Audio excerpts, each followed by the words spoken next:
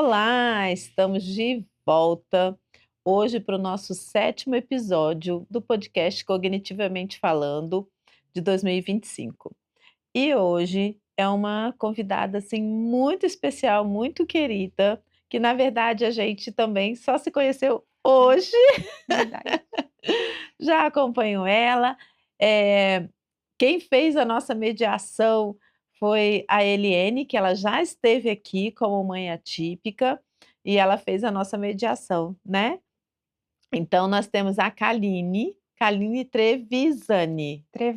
Trevezani. Ela é pediatra e vai estar conversando com a gente, né, sobre hipermobilidade e autismo.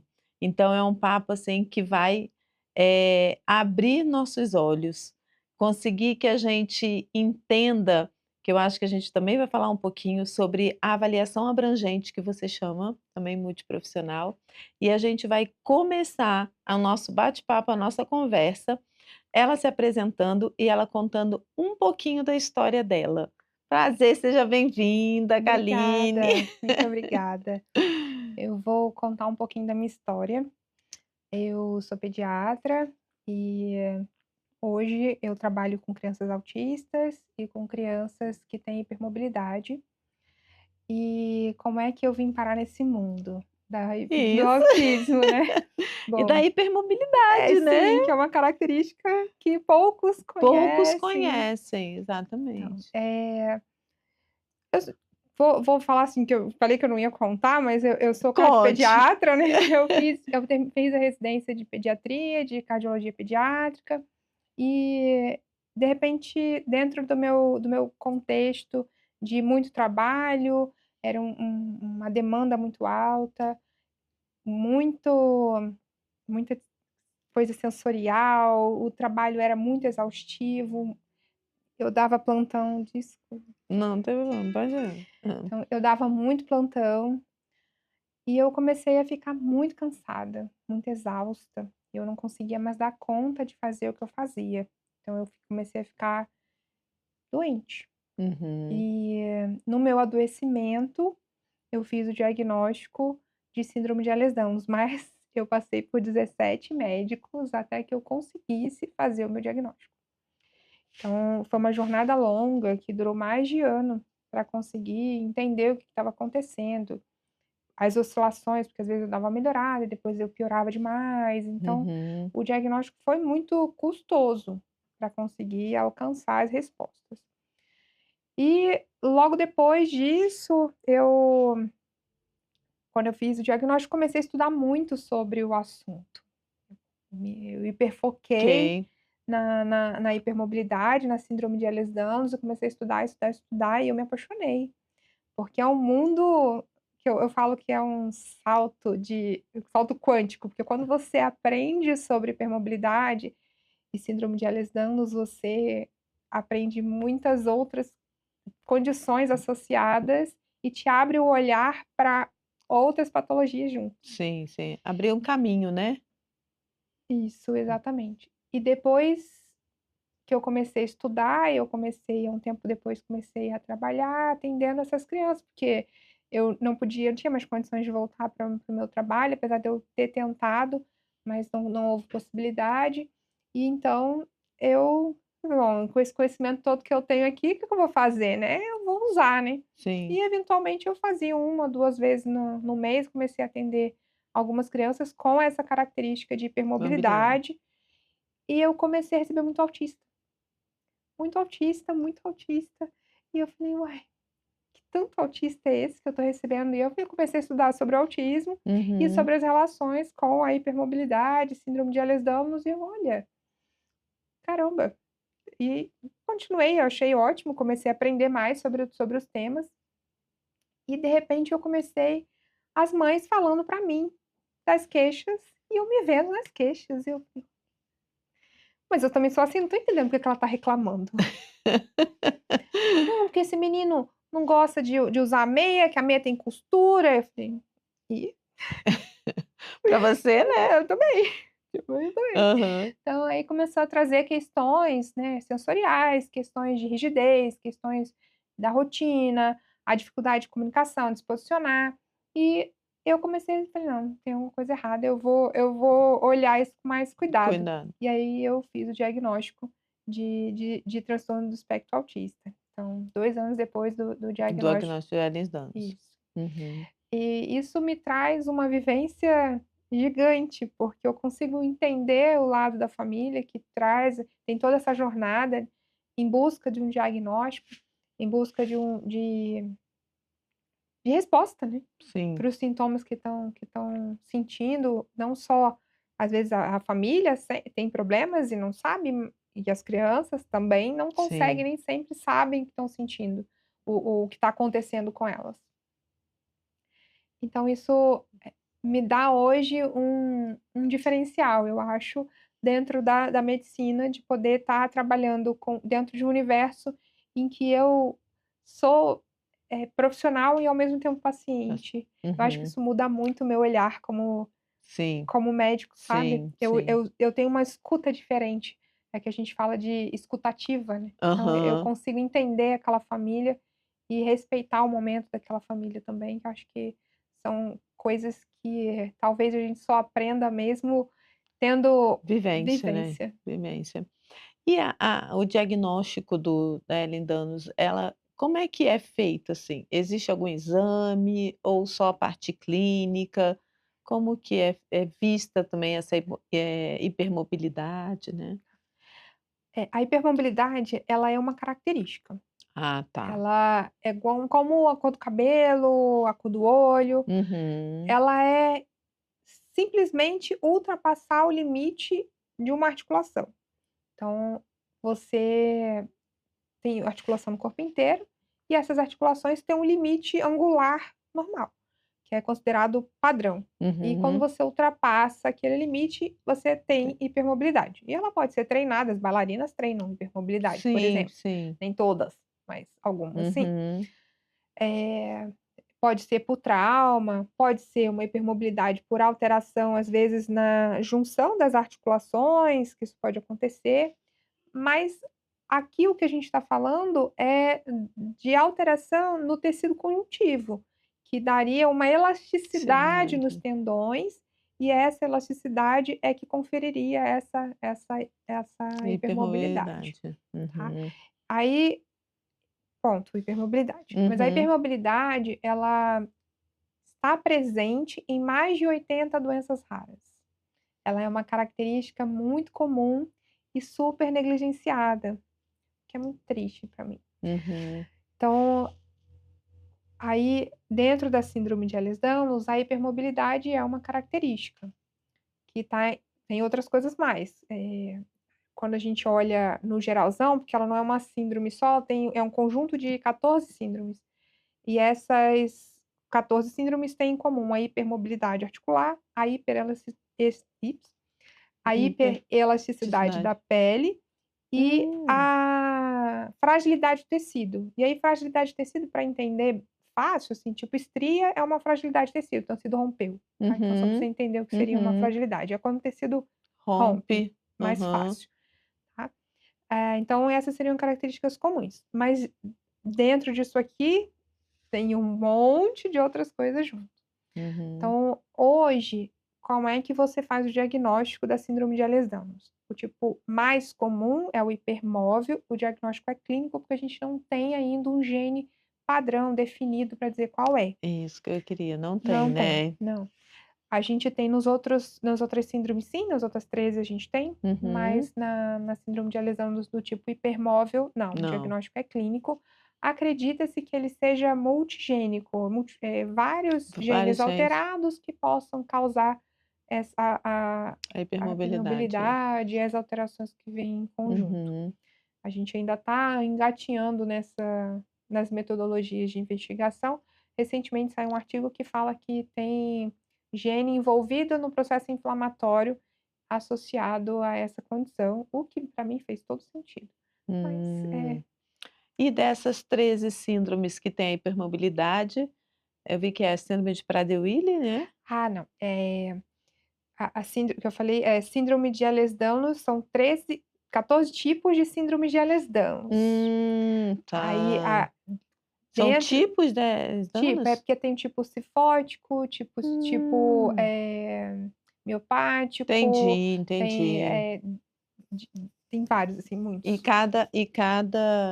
cada tipo aí apresenta a sua característica. Característica, Gente, exato. mas então por isso que é Tem muito difícil, porque tem um né. tipo clássico, vascular, então cada Uhum. um tem uma característica diferenciada, que tem os critérios Ah, diagnósticos para cada um entendi. deles, e tem, genes, né, relacionados, que Relacionados.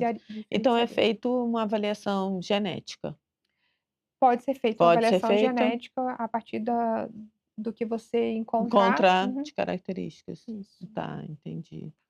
E aí, com relação ao que você trouxe, existem muitas síndromes, como eu tinha dito, né, que tem aí síndromes Ente raras, não só raras, também tem síndromes não muito pouco Tá. raras, né. Por Aham. exemplo, a síndrome de Down, ela tem hipermobilidade. Sim, Poucas pessoas sim. lembram disso na síndrome de Down, mas a síndrome de Down também tem hipermobilidade. Devido à hipotonia, será? O tônus é baixo, O mas eles tônus. têm também alteração, A elástica elástica no pé. também? Uhum. Uhum. Tem algumas alterações de colágeno também. Legal, saber.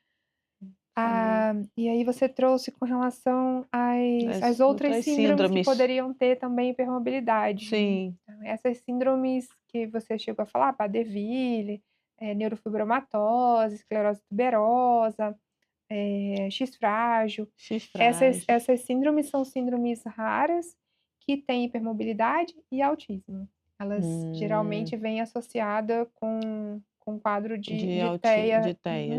É juntos. muito comum que eles Uhum. desenvolvam X frágil principalmente. Então X frágil, inclusive, é a que tem é a condição com deficiência intelectual associada ao TEA mais comum. Uhum. Então são Eu já situações. tive eu já tive duas adolescentes com X frágil, com a deficiência intelectual, bem assim, bem assim, visível, né, assim, de postura, comportamento, com a parte de cognição bem, Uhum, né. O de eu tive, da Prader-Willi, né, uhum, Prader-Willi. Prader-Willi? Uhum. É. Aí eu sempre ouvi Prader-Willi, o pessoal, É, pode né, ser que seja Prader-Willi, que meu inglês não é bom, nem mas o meu, então tá bom. E aí, também uma que vinha num contexto escolar, e aí ela tinha muitas características físicas sindrômicas e tal, e aí a mãe fez uma investigação genética e apareceu, né. uhum. E tinha muitas características de autista que nunca depois, mais tarde, é que fecharam dela, né. E eu não sabia dessa relação Próxima, né. tão próxima dessas síndromes É. com o autismo. Inclusive, quando a gente vai fazer a investigação de autismo, investigação genética, Aham. um dos exames que é mandatório de se pedir antes de se pensar em pedir exoma, genoma e etcétera, Uhum. a gente tem que pedir a avaliação para X frágil. Pra você ver o quão comum é, a gente entra no protocolo de De investigação, ele investigação é da genética. isso. Uhum. Tem que Entendi, pedir. entendi.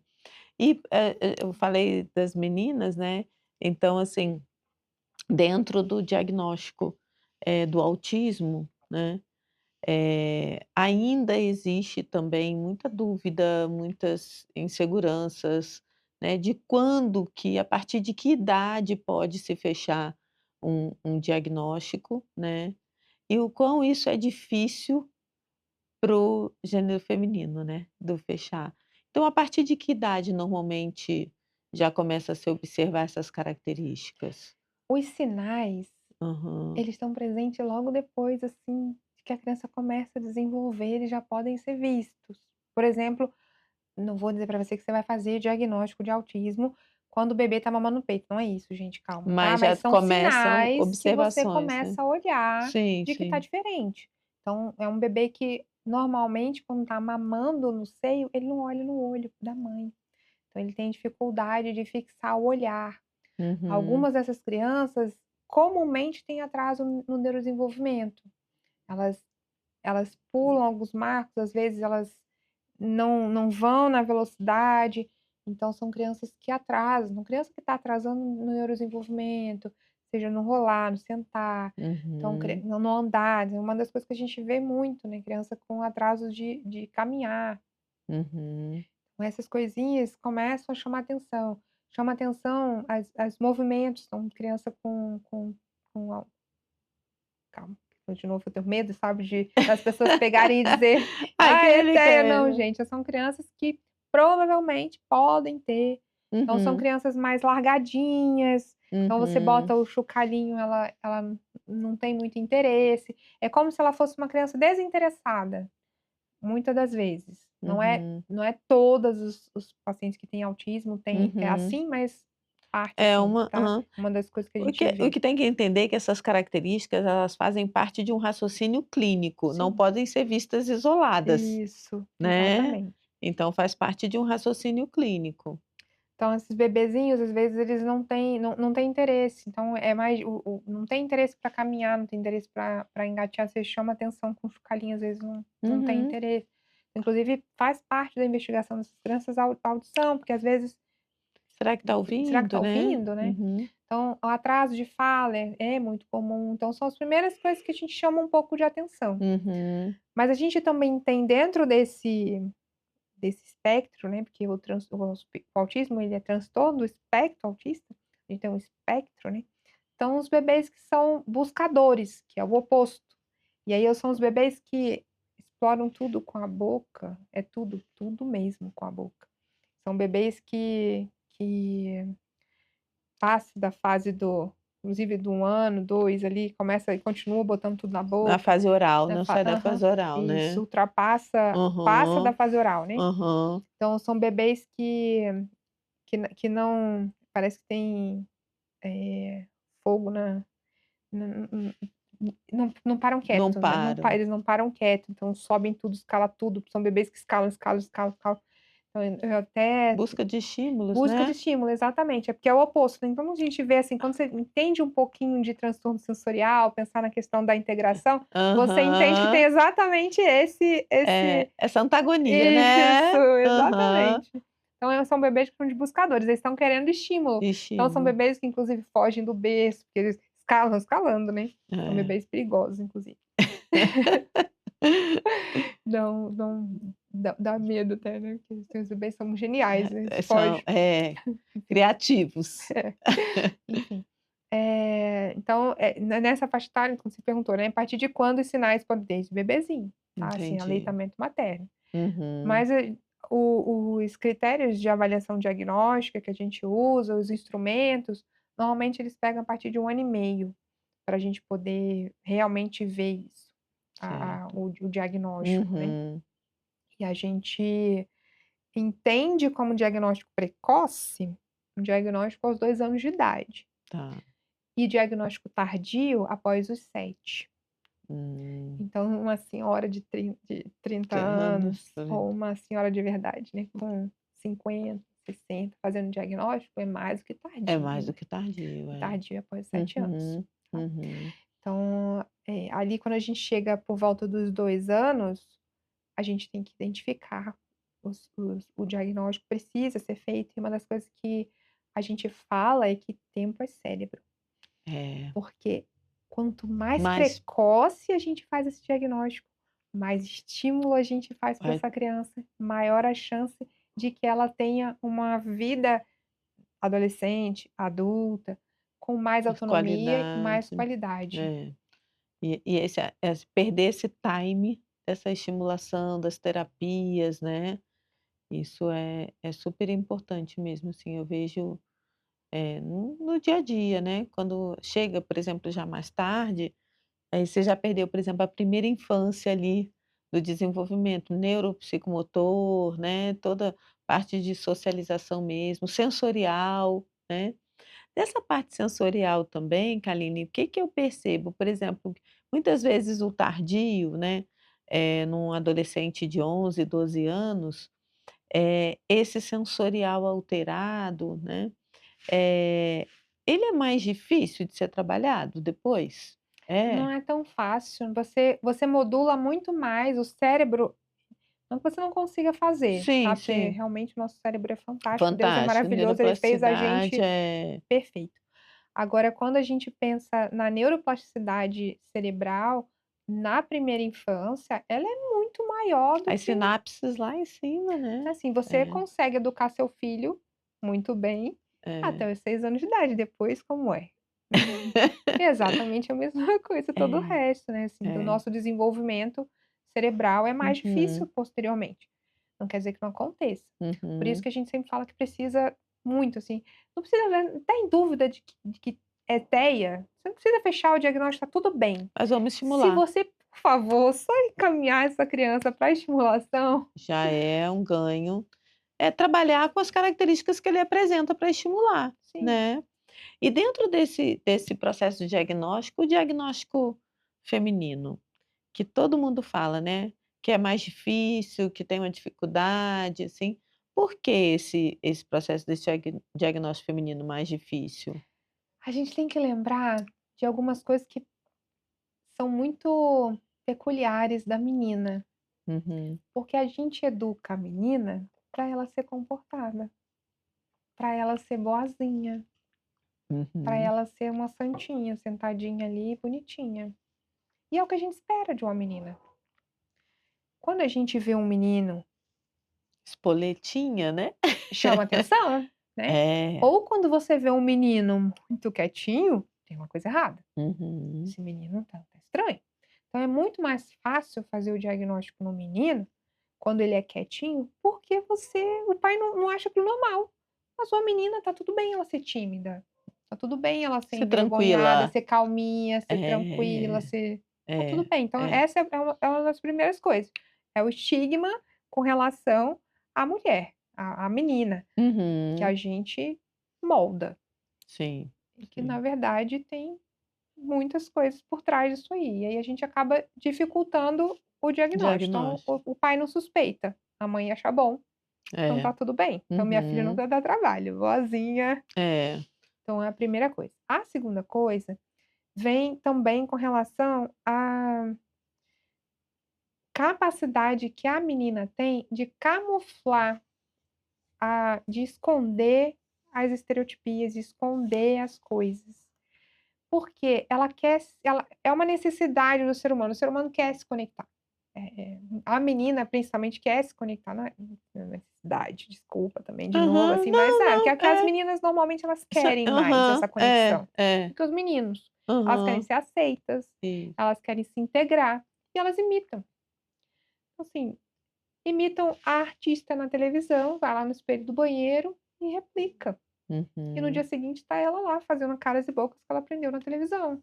Então ela vai imitando, e ela imita a amiga. Então, ela começa a usar a mesma roupa da amiga, ela começa a imitar os trejeitos, é aquela menina que você fala: "Não tem personalidade", né, Uhum. não tem personalidade, tá imitando todo mundo, você não sabe quem ela Quem é, ela aham. mas muito tem a ver com essa questão do se assemelhar ao outro, né, usar Fazendo a máscara, busca, né, fazendo busca. de tentar se ser aceita, de tentar se Uhum. adequar.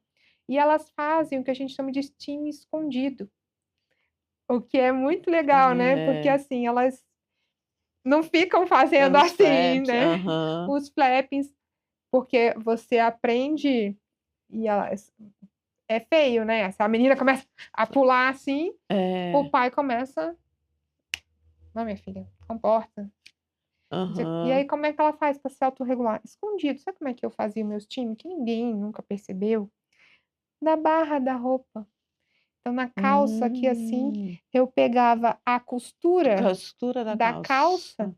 e ficava roçando uma pontinha na outra, no meu steam. Uhum. Hoje eu tenho vários outros, porque eu aprendi Vai a criando estratégias, não, porque eu né. aprendi que eu não preciso estar me me Aham, entolindo por causa dos outros. aham.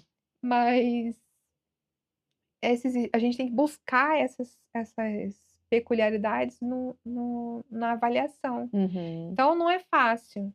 Outro dia eu estava no consultório, um rapazinho entrou, a mãe falou assim: "Tem algum movimento repetitivo?" "Não, não tem não". E aí o menino passou pra lá e pra cá e tal. Uhum. E daqui a pouco tá não sei o que, ele falou Aí eu falei: "Não tem nada não, o que que é isso que ele tá fazendo com o ombro?". "Ah, ele faz isso de vez em quando", sabe, assim, então são coisas A que é leitura, né. porque você nem não consegue, não percebe que é um É, então que há desconhecimento de do que é aquilo que está aham. acontecendo, não há Não desconhecimento. consegue nem nomear, né. É, E ninguém a menina tem uma outra coisa, que ela é muitas das vezes mais maleável. Então hum, você explica as coisas e ela entende.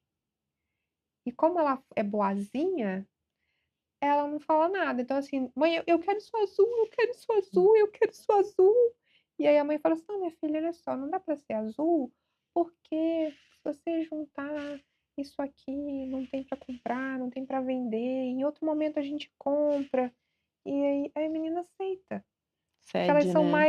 mais maleáveis. Uhum, Não quer dizer que ela não queria aquilo azul, uhum. só que você deu uma explicação suficientemente plausível que ela consegue ser convencida.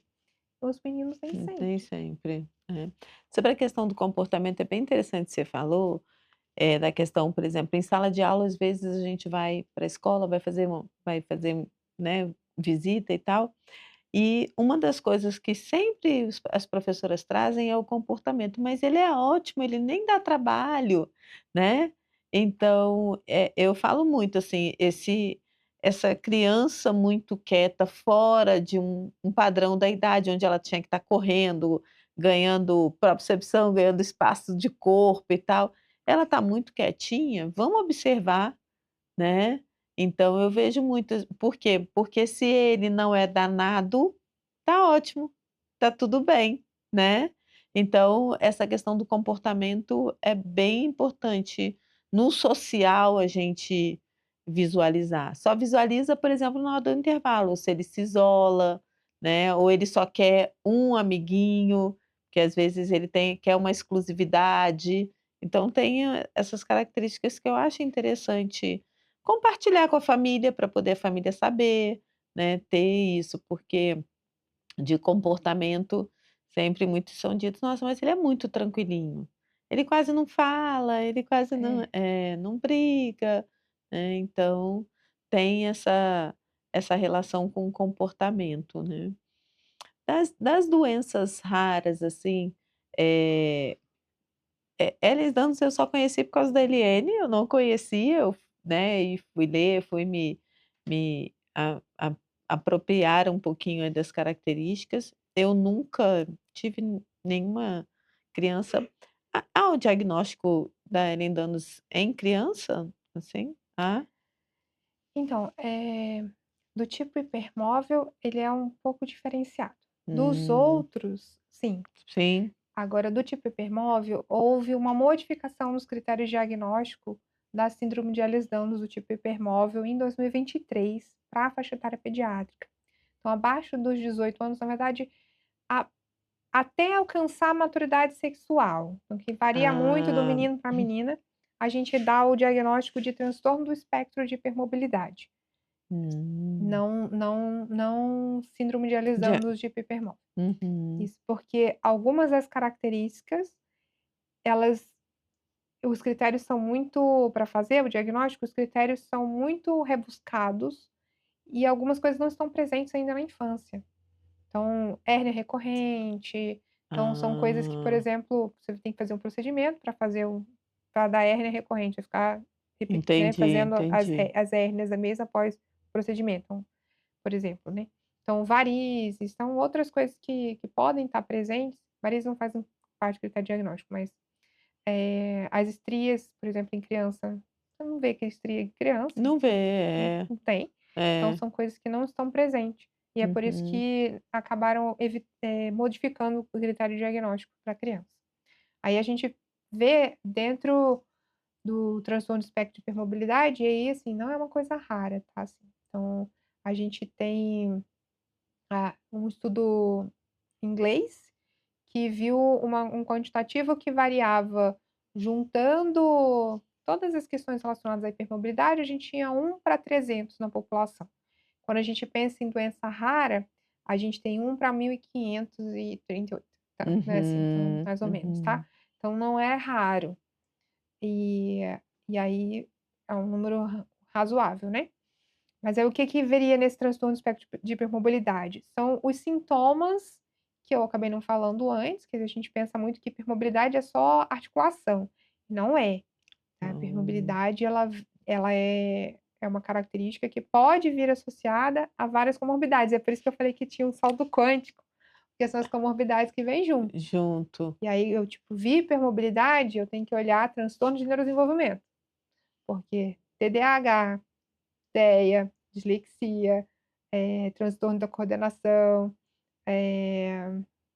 que mais, gente? Todo o resto, tem assim, ó, descalculia, tem todo o resto. Você tem que Hum, olhar para os transtornos de neurodesenvolvimento. Viu hipermobilidade, eu tenho que avaliar o simples, o básico, né, dor crônica, ok, aham. tudo bem, mas aí eu tenho que olhar também dor crônica não, dor Do episódica, porque uhum. dor crônica, se você pensar, então a pessoa tem dor, todo dia, né, então 3 meses para fazer quadro de dor crônica. A questão da hipermobilidade é que é dor episódica recorrente, o que eu chamo de dor de uso. Tá escrevendo e sentiu dor, caminhou Eu e sentiu sentiu dor. dor. Então isso é critério para entrar dentro dos critérios de avaliação para transtorno de espectro de hipermobilidade. E aí ainda tem as questões que são sistêmicas. Então a gente tem desregulação do sistema nervoso autonômico central, que aí tem as intolerâncias ortostáticas, entra aqui vasovagal, síndrome da taquicardia postural, entre as outras coisas que costumam não olhar muito, porque essas são as básicas, as mais preponderantes, mas Uhum. tem as gastroparesias, né, que são a diminuição no trânsito gastrointestinal, tem as alterações de controle de temperatura, sabe? Tá com calor, tá de casaco, Hum, sabe? Tá um frio danado e eu não tô sentindo de nada. nada. Então isso é uma desregulação do sistema nervoso autonômico central, inclusive isso é algo muito sério, porque se tá nevando e eu tô sem casaco, isso é perigoso. Porque fica sintomático e tá ali, né. Aham, exatamente, É. porque você pode esquemiar seu pé se você Sem não se tiver proteger. agasalhado, né. É, Então, é. isso é até inclusive perigoso, mas tá. E aí a gente pensa também no sistema gastrointestinal, e aí no sistema gastrointestinal a gente tem as alterações que são alterações funcionais, que são as dores gástricas, aquelas dores que ninguém investiga, investiga, Descobre. investiga e ninguém sabe o que que é. Então ninguém sabe o que que é isso aí. Então tem desbiose, então são coisas que são muito comuns nesses pacientes. E as alterações relacionadas à fadiga, então fadiga crônica é um sintoma associado também nesses pacientes. Eles são faz parte do critério diagnóstico a ansiedade, então eles são ansiosos e tá tudo bem, porque é da característica do diagnóstico. Diagnóstico. Então, assim, porque muitas das vezes você toma o paciente por ansioso e por isso ele está tendo sintoma, mas a ansiedade é uma característica da condição. Condição. Então não é bem não, o sintoma Isolado, assim, já tem não que tem que tomar o cuidado com raciocínio isso. clínico, ele não tem como, né, dentro de um processo diagnóstico, ele é soberano, né. Ele é soberano. Agora da síndrome do vaso vagal, assim, é uma síndrome cardiológica, né, cardiológica. Uhum. E assim, ele é uma das comorbidades da Ele é uma comorbidade associada ao sistema desautonômico, é porque é uma desregulação do seu controle postural, do seu controle cardiológico, né, essa aham, regulação de pressão arterial, de frequência cardíaca, os vasos fazerem as constricções questões necessárias para estar fazendo o bombeamento e você continuar bem, né, que sem ter uhum, queda de pressão. Então, uhum, também entra dentro das desregulações do sistema nervoso autonômico, que a gente chama de uhum. desautonomia, De autonomia. que fica até mais fácil, né. Para o pessoal entender, né. Uhum. E eu, assim, para mim, quando eu vendo os seus vídeos, vendo essas coisas, essa relação com o autismo, depois de vendo, de lendo e tal, faz tanto sentido, né, faz muito sentido.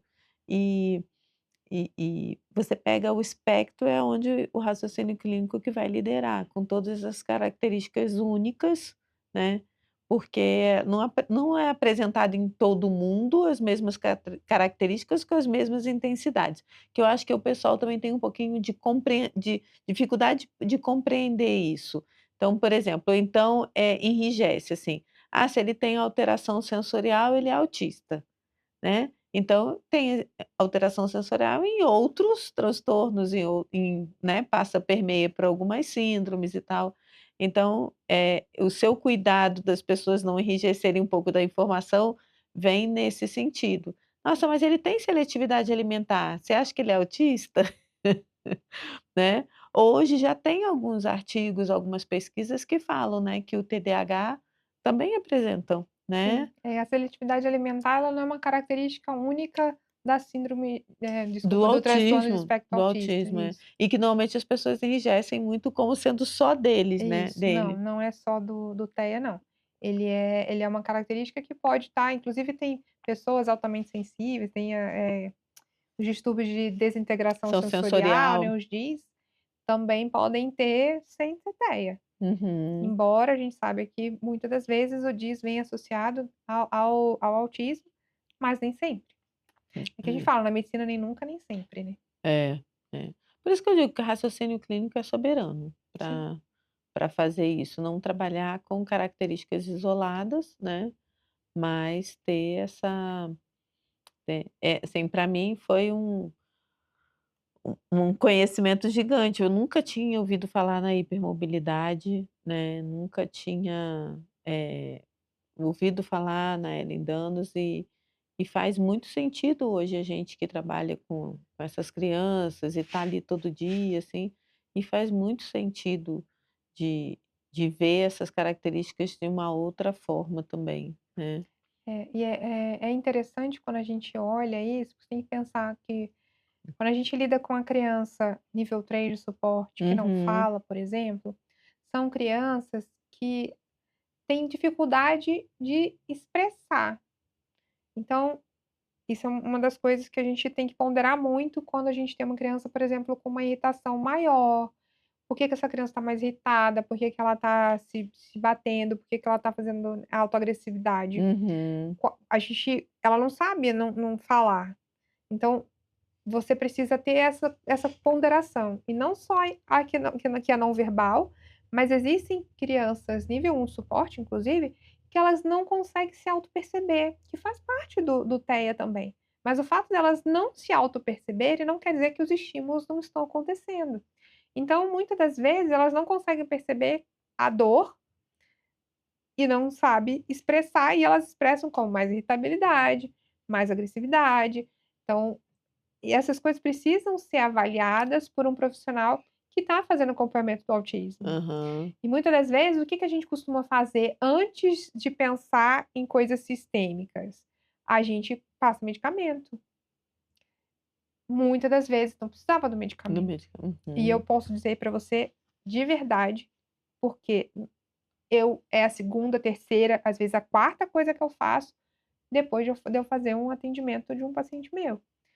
Na maioria das vezes, os pacientes melhoram com as intervenções Disciplinares, multidisciplinares, integrativa. multiprofissionais. Uhum. Aham. E eu vejo também, né, que eu estava lendo o texto seu e falando sobre a avaliação abrangente, você chama de avaliação abrangente, que é uma avaliação multiprofissional? A importância disso? Isso é uma avaliação que eu pondero como algo importante quando Uhum, você tem um paciente multicomplexo. Eu entendo que o meu trabalho como médica é orientar aquela família que me busca, fazer o diagnóstico, quando é uhum. possível fazer o diagnóstico, porque nem sempre eu consigo achar um diagnóstico, e a gente melhorar a qualidade de vida daquela criança que está ali na minha frente. Como pediatra é o que eu tenho que fazer, Sim, sim. melhorar ela. Mas eu não posso fazer nada sozinha. A maior parte do que eu posso oferecer para o meu paciente é suporte emocional também, Uhum. porque eu acabo dando esse Sim, sim. suporte para eles, mas eu não consigo fazer a reabilitação física, eu não consigo fazer a reabilitação da integração sensorial, eu não consigo fazer a relação da fono, eu não consigo fazer essa intervenção. E todos esses profissionais, eles precisam fazer a avaliação deles e ponderar qual vai ser o melhor estratégia com relação àquele paciente. Eu faço na minha avaliação qual é o que eu acho que é o melhor para aquele paciente, mas essa é a minha opinião, que pode ser totalmente diferente do profissional que vai acompanhar ele e fazer aquela Aham. tarefa, porque ele vai botar a mão, ele tem toda uma experiência diferente da minha, um know-how que eu não tenho. Então, assim, eu longe de mim querer estar intervindo nisso. Então, essa avaliação multiprofissional, ela é fundamental Fundamental. para que a gente traga para o paciente uma melhora. Eu preciso de um psicólogo que faça uma avaliação muito bem feita e que possa entender qual vai ser a melhor intervenção para aquele paciente. Que Uhum. eu, na minha caixinha, porque quando eu faço a consulta e olho todos os lados, em 1 hora. A psicóloga, ela tem 1 hora para olhar um lado. O terapeuta ocupacional tem É 1 hora uma para olhar um lado. É muito diferente. é, E é. sem contar a experiência. Então a gente tem que valorizar muito. Eu valorizo muito o trabalho Eu da achei multi. fantástica essa parte seu do texto, porque é exatamente isso que eu defendo, né. Se todo mundo trabalhar com o mesmo objetivo, né, dentro das suas especificidades, o resultado é outro, né, Uhum. Carine, é outro. Eu vejo muito na área educacional, como psicopedagoga, então às vezes eu não consigo trabalhar sozinho um menino que tem uma dificuldade de linguagem, né, eu vou trabalhar dentro da minha especificidade para a alfabetização dele, mas Uhum. a fono vai trabalhar a área dela, né, a autoestima, a psicóloga vai estar ajudando lá no processo, então, eu acho que isso é essencial, até para se conversar, né, e É. trazer as informações. E era isso que eu ia falar agora, assim, a gente não pode trabalhar isolado, porque Hã. isolado a gente não consegue trazer o melhor para aquele paciente, porque quando a gente integra, a gente escute o paciente, ele só ganha, porque cada um trabalha as mesmas estratégias O mesmo dentro objetivo. Sua da sua área, área, né. da sua casinha, mas com o mesmo objetivo. Então é muito importante, eu acho. Eu achei fantástica, que é uma coisa que eu defendo, que na verdade, o cognitivamente falando é exatamente isso, né.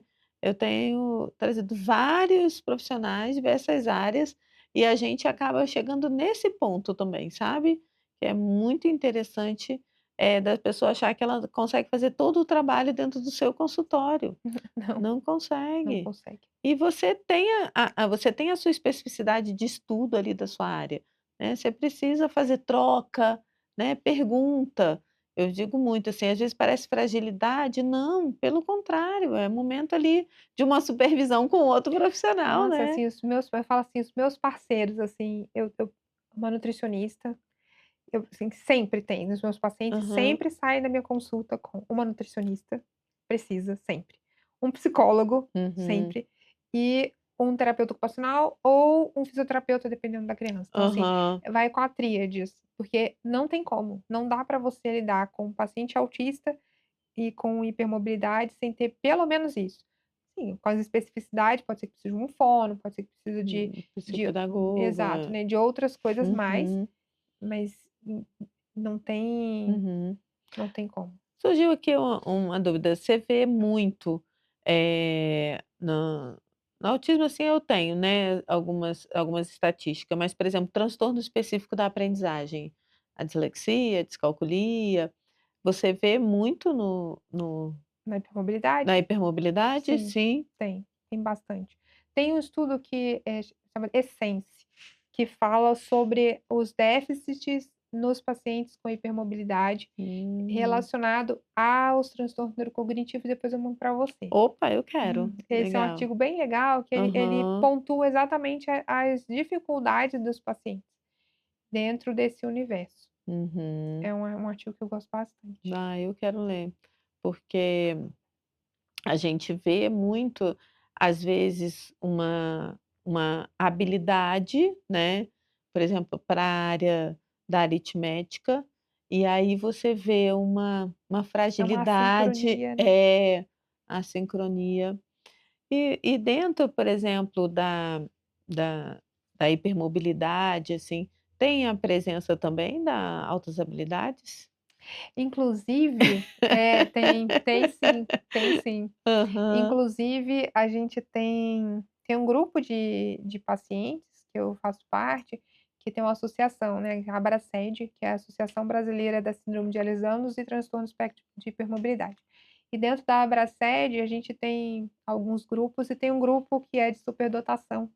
E assim, é uma Hum. quantidade gigante de É? pessoas que têm superdotação, sim. Uhum. Esse é um número maior. A gente tem as nossas teorias, né, eu tenho várias teorias, Aham. mas a gente ainda não tem um estudo. Tem um artigo só que cita, nem fala muita coisa, sobre Aham. superdotação na hipermobilidade, mas na convivência, assim, a Já gente vale uma pesquisa, né, já Kaline? vale.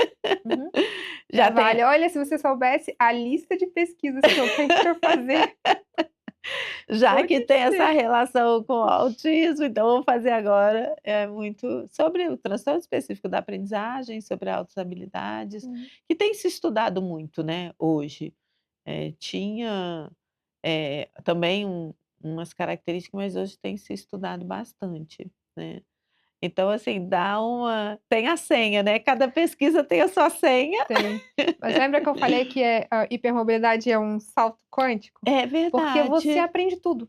Aham. Você consegue estudar toda a medicina a partir da hipermobilidade. Quando eu percebi isso, você não tem noção o quanto que eu me melhorei como médica depois de estudar hipermobilidade. Eu melhorei muito, muito mesmo. Uhum.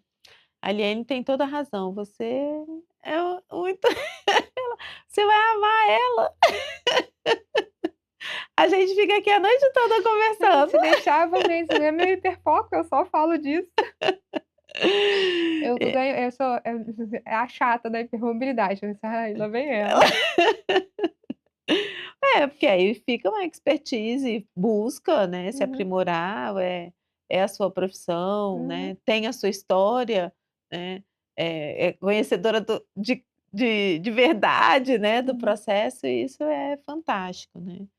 E eu queria muito te agradecer, assim, eu, fui estudar e aprendi a estudar a partir da Eliene, a Eliane Danos, né, a partir da irmã da Elô e eu acho que esse conhecimento ajuda a gente como especialista, para a gente poder conseguir encaminhar.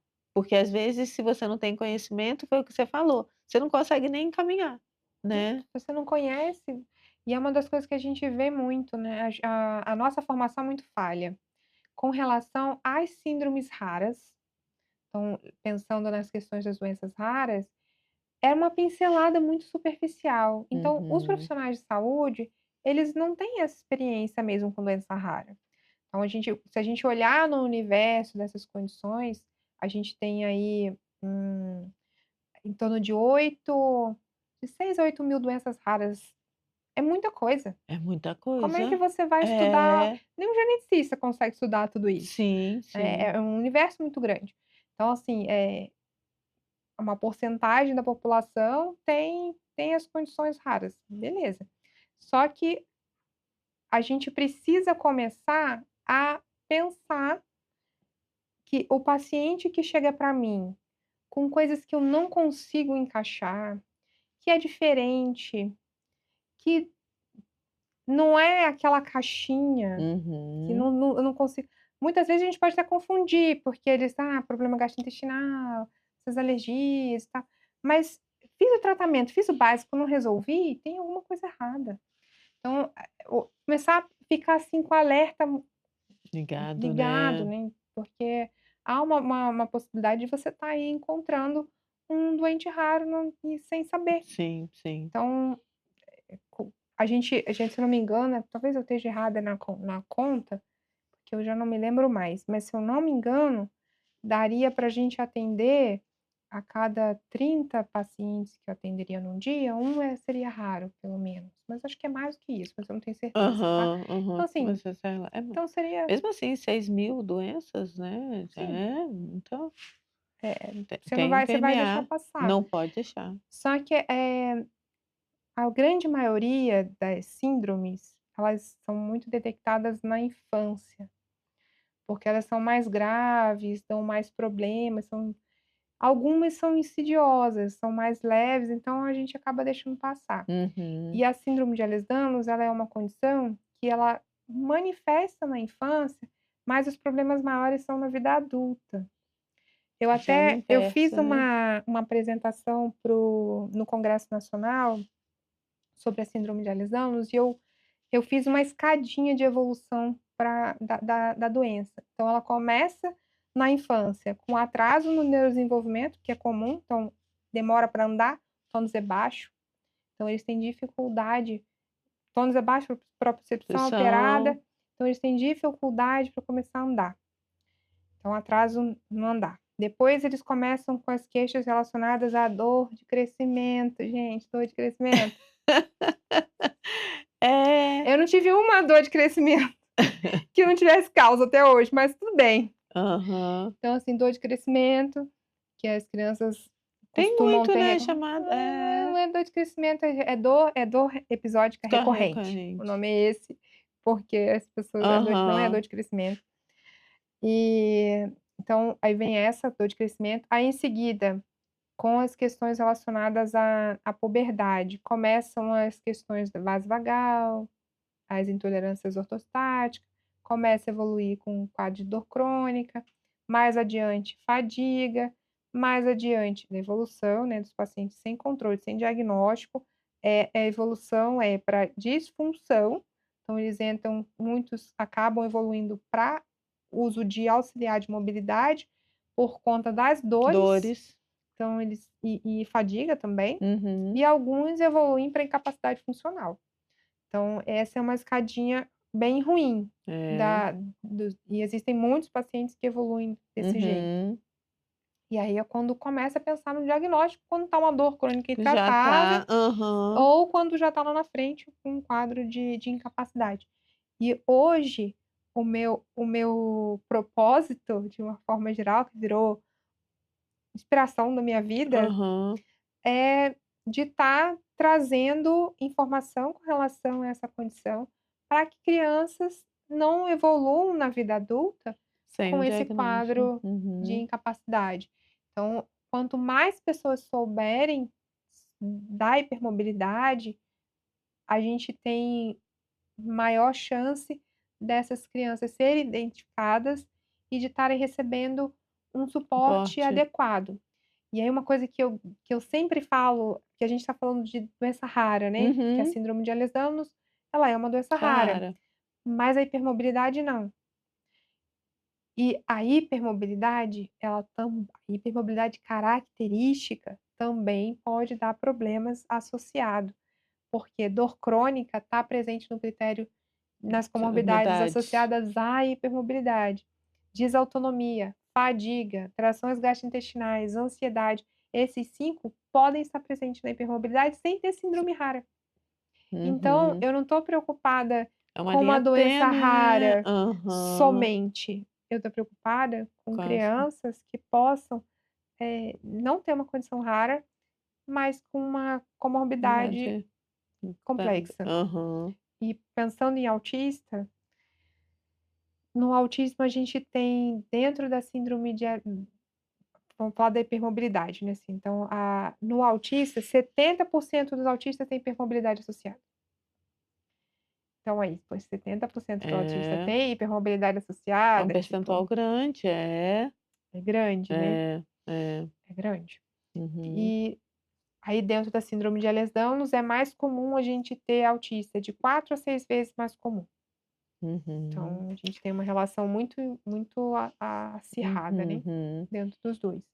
Então por isso que eu sempre trago essa questão da hipermobilidade dentro do TEA, porque é uma população que para mim, ela é uma população que hoje está realmente em evidência, mas é uma população muito mais vulnerável, porque Perfeito. eles não têm, eh, voz, muitas vezes, ou percepção, Uhum. e eles sofrem muito mais. Sofre mais. Exatamente. Ah, ixi, olha, cabe um estudo, por isso que tem uma lista mesmo de pesquisa, maravilhoso. Amei, muito bom te receber aqui.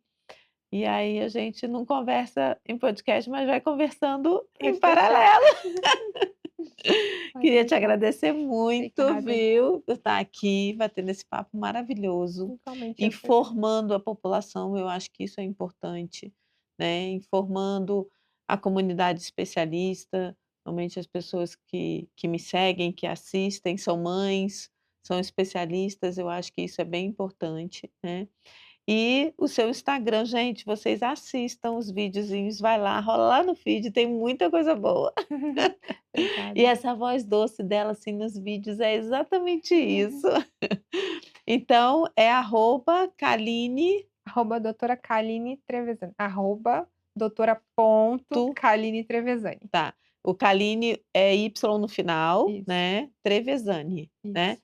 Qualquer coisa também, vocês assistindo, pode que normalmente quem vai lá ou que me segue, pode ir no direct que qualquer coisa eu passo para vocês, e vai ser um prazer ter vocês seguindo a Caline e tendo informações para o raciocínio clínico de vocês também, viu. Muito obrigada, De e a nada. gente continua conversando em off então. Tá bom.